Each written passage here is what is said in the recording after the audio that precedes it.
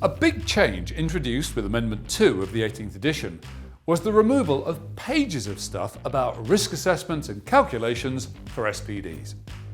Now, SPDs shall be provided where the consequences caused by overvoltage could result in serious injury to or loss of human life, failure of a safety service, or significant financial loss.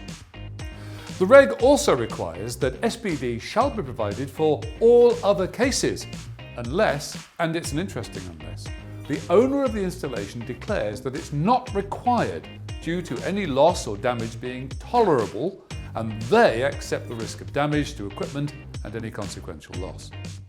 Now, there have been some big questions that have cropped up on technical support lines about this.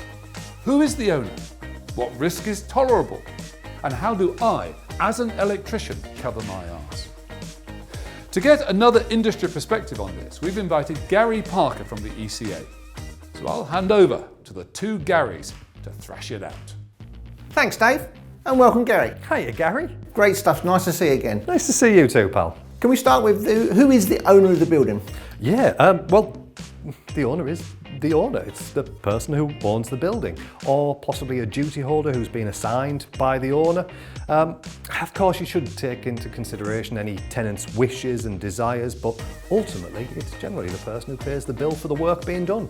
I agree, but there's a good chance that some of the landlords that I've known, perhaps even you've known, that they will begrudge paying for SPDs. They might argue that the electrical equipment that's in the building is not theirs. Now, could you see them doing a swerve where they see that the damage is tolerable, but the situation is that Spark wants to chip in and say it, and they want to challenge that position? Of course, it's always good to have a conversation with a client, especially when the client isn't necessarily educated in this area. It's often different in commercial and industrial environments, but in domestics, sometimes you just need to have that conversation.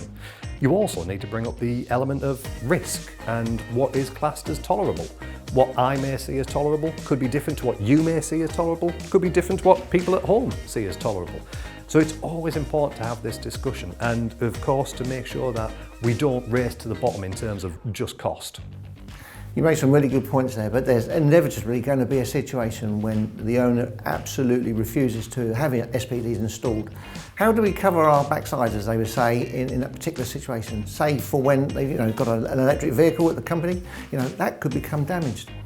It's always vital to cover your business's practices, and ECA members have got access to a full suite of downloadable risk assessments and templates that they can use.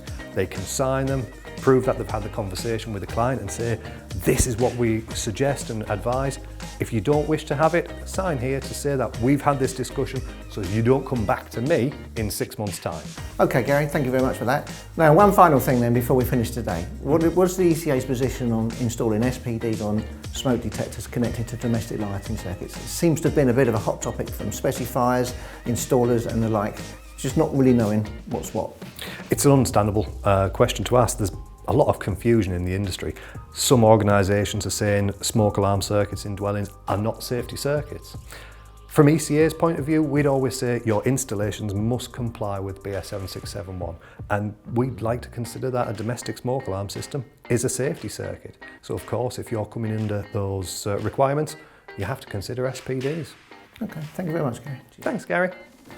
If you have a question you would like us to answer in a future Regs in Brief, get in touch and we'll look into it for you. Please do like and subscribe to this channel, and also sign up to receive our learninglounge.com Una Volta newsletter if you haven't already. See you soon. See you from Gary Squared.